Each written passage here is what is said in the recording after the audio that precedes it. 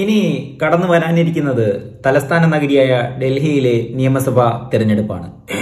ഒരു കേന്ദ്രഭരണ പ്രദേശമാണെങ്കിൽ പോലും അവിടെ നിയമസഭാ തെരഞ്ഞെടുപ്പിൽ BJPക്ക് വലിയ താളം തെറ്റുന്ന സാഹചര്യങ്ങൾ നമ്മൾ കണ്ടിട്ടുണ്ട്. അതിന്റെ ഒരു ഉദാഹരണമാണ് അരവിന്ദ് കെജ്രിവാളിന്റെ ആം ആദ്മി പാർട്ടി. ആം ആദ്മി പാർട്ടിയാണ് ഇപ്പോൾ അവിടെ ഭരിച്ചുകൊണ്ടിരിക്കുന്നത്. അവിടെ മുഖ്യമന്ത്രി പദത്തിൽ നിന്നും വ്യത്യാസം അവിടെ വന്നിട്ടുണ്ട്. നമുക്കറിയാം അരവിന്ദ് കെജ്രിവാൾ ആയിരുന്നു അവിടെ മുഖ്യമന്ത്രി. അതിനുശേഷം ലോക്സഭാ തെരഞ്ഞെടുപ്പിനോടനുബന്ധമായിട്ട് നിരവധി കേസുകൾ ചാർജ് ചെയ്തുകൊണ്ട് അദ്ദേഹത്തിനെ റിമാൻഡ് ചെയ്യുന്ന കാര്യം നമ്മൾ കണ്ടാണ്. അതിനോടനുബന്ധമായിട്ട് ഭരണ മന്ത്രിസ്ഥാനം മാറുകയൊക്കെ ചെയ്തിരുന്നു. അങ്ങനെ മുന്നോട്ട് പോവുകയാണ്. ഇപ്പോൾ കഴിഞ്ഞ ദിവസം അരവിന്ദ് കെജ്രിവാൾ ഒരു കാര്യം പ്രഖ്യാപിക്കുകയുണ്ടായി. ഇനി വരാനിരിക്കുന്ന നിയമസഭാ തെരഞ്ഞെടുപ്പ് അതിൽ ഇന്ത്യ സഖ്യവുമായി ഒരു ബന്ധവുമില്ല, ആം ആദ്മി പാർട്ടി ഒറ്റയ്ക്ക് നിന്ന് മത്സരിക്കാൻ പോകുന്നു എന്നുള്ളതാണ് അരവിന്ദ് കെജ്രിവാൾ ഇവിടെ തുറന്ന് പറയുന്നത്. എന്തായാലും ഇതിനോട് നമുക്ക് ചേർത്ത് വായിക്കാൻ പറ്റുന്ന കുറെ കാര്യങ്ങളുണ്ട്. നമുക്കറിയാം ഡൽഹിയിൽ കോൺഗ്രസ് ഭരിച്ചുകൊണ്ടിരുന്ന സമയത്ത് അവിടേക്ക് മദ്യനയത്തിനെ പറ്റിയിട്ടുള്ള കുറെ കാര്യങ്ങൾ കൊണ്ടുവന്ന് മദ്യത്തിനെതിരെയൊക്കെ പ്രവർത്തിച്ചുകൊണ്ട് ഒരുപാട് കാര്യങ്ങൾ അണ്ണാ ഹസാരയെ പോലുള്ള അരവിന്ദ് കെജ്രിവാളിനെ പോലുള്ള ആം ആദ്മി പാർട്ടികളും അങ്ങനെ നിരവധി നേതാക്കന്മാരൊക്കെ ചേർന്നുകൊണ്ട് കോൺഗ്രസിനെതിരെ വലിയ രീതിയിലുള്ള രൂക്ഷ വിമർശനമൊക്കെ പടുകൂറ്റൻ രീതിയിൽ ഉണ്ടാക്കി അക്ഷരം പ്രതി കോൺഗ്രസിനെ ഇല്ലാതാക്കുന്നത്, തലസ്ഥാന നഗരിയിൽ നിന്നും ഇല്ലാതാക്കുന്ന ഒരു കാഴ്ച നമ്മൾ കണ്ടിരുന്നു. അതിനുശേഷമാണ് അണ്ണാ ഹസാരെ നമുക്കറിയാം BJPയുടെ വലിയ രീതിയിലുള്ള ഒരു കൊണാണ്ടറാണ്. അയാള് കൂടി ചേർന്നുകൊണ്ടാണ് ഇതുപോലുള്ള ഒരു പ്രവൃത്തി ചെയ്തു വന്നത്. അങ്ങനെ അതിനുശേഷം വലിയ രീതിയിലുള്ള ഒരു ഭരണ മാറ്റം ഡൽഹിയിൽ ഉണ്ടാവുകയും അങ്ങനെ ആം ആദ്മി പാർട്ടി ഡൽഹി കൈകാര്യം ചെയ്യുകയും അവരവിടെ ഭരണത്തിലെത്തുകയൊക്കെ ചെയ്തു. അന്നേ ഈ പറയുന്ന കോൺഗ്രസ് നോട്ടമിട്ടായിരുന്നു ഈ പറയുന്ന ആം ആദ്മി പാർട്ടിയെയും അതുപോലെ തന്നെ അരവിന്ദ് കെജ്രിവാളിനെ. അപ്പോൾ അയാളെ നോട്ടമിട്ടിരുന്നത് ഇതിനുള്ള പ്രതികാരമായിരുന്നു. എന്താണ്, എന്തെങ്കിലും തക്കം കിട്ടിക്കഴിഞ്ഞാൽ ഇവരെ ഭരണം അട്ടിമറിച്ചതിൽ അല്ലെങ്കിൽ ഭരണം കള്ള കെട്ടുകഥയൊക്കെ കൊണ്ടുവന്ന് ഇതുപോലെ തോൽപ്പിച്ച് കളഞ്ഞതിലൊരു പ്രതികാരം വീട്ടണം എന്നുള്ള ഒരു ഉദ്ദേശം കോൺഗ്രസിനും അന്നേ തലയിൽ ഉണ്ടായിരുന്നു. അതിനുശേഷമാണ് നിരവധി തവണ അവർ തമ്മിൽ വലിയ പ്രശ്നമൊന്നുമില്ലാതെ പറയുന്ന BJP മാത്രം ഒരു എതിരാളിയായിട്ടൊക്കെ കണ്ടുകൊണ്ട് ഇങ്ങനെ മുന്നോട്ട് പോയത്. അങ്ങനെ പോകെ എന്തായാലും 2024 ലോക്സഭാ തെരഞ്ഞെടുപ്പ് വന്നു.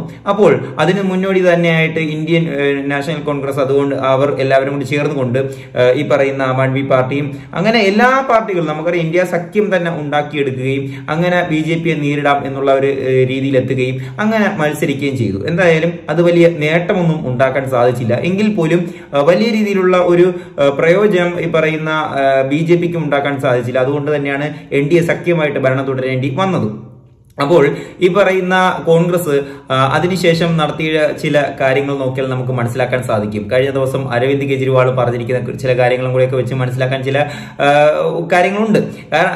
ഈ തെരഞ്ഞെടുപ്പിന് മുമ്പ്, ലോക്സഭാ തെരഞ്ഞെടുപ്പിന് മുമ്പ് അരവിന്ദ് കെജ്രിവാളിനെ ജയിലിൽ അടച്ചിരുന്നു BJP സർക്കാർ. അപ്പോൾ ആ ഒരു സമയത്ത് ശക്തമായിട്ടുള്ള ഒരു രീതിയിൽ കോൺഗ്രസ് പ്രതികരിച്ചില്ല. എനിക്ക് എന്റെ വ്യക്തിപരമായിട്ടുള്ള ഒരു അഭിപ്രായം പറയുകയാണെങ്കിൽ അരവിന്ദ് കെജ്രിവാളിനെ അകത്തിടാൻ വേണ്ടിയിട്ട് നല്ല രീതിയിലുള്ള കളി കോൺഗ്രസും ഇവിടെ കളിച്ചിരുന്നു. നല്ല രീതിയിലൊന്ന് പണിയണം എന്നുള്ള രീതിയിൽ തന്നെയാണ് കോൺഗ്രസും ഇവരുടെ കൂടെ ഇന്ത്യ സഖ്യം എന്നൊക്കെ പറഞ്ഞുകൊണ്ട് നിന്നത്.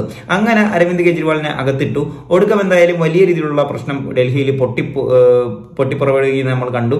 അതിനുശേഷം ഇത് മനസ്സിലാക്കിയ അരവിന്ദ് കെജ്രിവാൾ ഇപ്പോൾ നിയമസഭാ തെരഞ്ഞെടുപ്പിലെ കോൺഗ്രസിനെ അടുപ്പിക്കാത്ത അല്ലെങ്കിൽ ഇന്ത്യ സഖ്യത്തെ അടുപ്പിക്കാത്ത ഒരു തലത്തിലേക്ക് പോവുകയാണ്. അത് തന്നെയാണ് ഇതിന്റെ പൂർണ്ണ രൂപം. നമുക്ക് അതിന്റെ വേറൊരു വശവും കൂടി ഇതിനെ മനസ്സിലാക്കാൻ ഞാൻ പറഞ്ഞു തരാം. പഞ്ചാബ് നമുക്കറിയാം, പഞ്ചാബിലെ കോൺഗ്രസ് നല്ല രീതിയിൽ നേട്ടമുണ്ടാക്കിക്കൊണ്ടിരുന്നതാണ്. നല്ല രീതിയിൽ കോൺഗ്രസിന്റെ ഒരു മണ്ണായിരുന്നു പഞ്ചാബ്. അതിനുശേഷം പഞ്ചാബിലെ BJPയെ പോലും അടുപ്പിക്കാതെ കയറി വന്നത് ആം ആദ്മി പാർട്ടിയാണ്. അരവിന്ദ് കെജ്രിവാളിന്റെ പാർട്ടി വന്ന് കോൺഗ്രസിനെ അവിടെ നിന്ന് തുടച്ചു നീക്കുകയാണ് ചെയ്തത്. ഇപ്പോൾ പഞ്ചാബ് ഭരിക്കുന്നതും ആം ആദ്മി പാർട്ടിയാണ്. അപ്പോൾ അരവിന്ദ് കെജ്രിവാളിനെതിരെയും ആം ആദ്മി പാർട്ടിക്കെതിരെയും നിരവധി തവണ ദേഷ്യവും വിദ്വേഷവും അല്ലെങ്കിൽ ഈ പറയുന്ന എല്ലാ അമർഷവും കൂടി ഒരുമിച്ച് ഒരു റിയാക്ട് ചെയ്തതാണ് അരവിന്ദ് കെജ്രിവാളിനെ അകത്തിടുക എന്നുള്ള ഒരു പ്രക്രിയ. എന്തായാലും ഈ ഒരു വിഷയത്തിൽ നമുക്ക് വേറെ ആരെയും ഇതിൽ പ്രതിക്കൂട്ടിൽ നിർത്താൻ സാധിക്കത്തില്ല. ഈ അരവിന്ദ് കെജ്രിവാൾ ഇന്ത്യ സഖ്യത്തെ നിയമസഭാ തെരഞ്ഞെടുപ്പിന് കൂട്ടു നിൽക്കേണ്ട എന്ന് പറയുന്നതിലും ഇതൊക്കെ തന്നെയാണ് കാരണം. അയാൾക്കും ചില കാര്യങ്ങൾ മനസ്സിലായിട്ടുണ്ട്. എന്തായാലും കോൺഗ്രസിനെ സംബന്ധിച്ച് ഇന്ത്യ സഖ്യം മാറ്റി നിർത്തി കോൺഗ്രസിനെ സംബന്ധിച്ച് ലോക്സഭാ തെരഞ്ഞെടുപ്പിന് മുമ്പുള്ള ഇതുപോലുള്ള ഒരു സ്ക്രിപ്റ്റ്, ഈ ഇന്ത്യ മുന്നണി എന്നുള്ള ഒരു സ്ക്രിപ്റ്റ്, അത് അവർക്ക് നല്ല രീതിയിൽ പ്രയോജനപ്പെട്ടു. കാരണം 53 സീറ്റിൽ നിന്നാണ് അവർ 100 സംതിങ് സീറ്റ് ലോക്സഭാ തെരഞ്ഞെടുപ്പിൽ പിടിച്ചത്. അപ്പോൾ അവർക്ക് വലിയ രീതിയിലുള്ള ഒരു നേട്ടം ഉണ്ടാക്കാൻ സാധിച്ചു. കോൺഗ്രസ് നല്ല രീതിയിലുള്ള ഒരു മുന്നേറ്റത്തിൽ ഒരുങ്ങുന്നു എന്നുള്ളതാണ്. നമ്മൾ 43 ചുരുങ്ങിയ സമയം നമ്മളിവിടെ കണ്ടതാണ് 2014 സമയത്ത്. അപ്പോൾ അവിടെ നിന്നൊക്കെ എത്രയോ മെച്ചപ്പെട്ടു എന്നുള്ളത് നമുക്ക് ഈ 2024 കണ്ടാൽ മനസ്സിലാക്കാൻ സാധിക്കും. അപ്പോൾ ലോക്സഭാ തെരഞ്ഞെടുപ്പിൽ കിട്ടിയ പണി, അരവിന്ദ് കെജ്രിവാളിന് കിട്ടിയ പണി, അതിന് ഒരു റിയാക്ഷൻ ഇപ്പോൾ കൊടുത്തിരിക്കുകയാണ്. ഇന്ത്യ സഖ്യമായിട്ട് നമുക്ക് ബന്ധമില്ല, നമ്മൾ ഡൽഹി നിയമസഭാ തെരഞ്ഞെടുപ്പ് നമ്മൾ ഒറ്റയ്ക്ക് നിന്ന് മത്സരിച്ച് ജയിച്ചോളാം എന്നുള്ള നിലപാടിലേക്ക് എത്തിയിരിക്കുകയാണ്.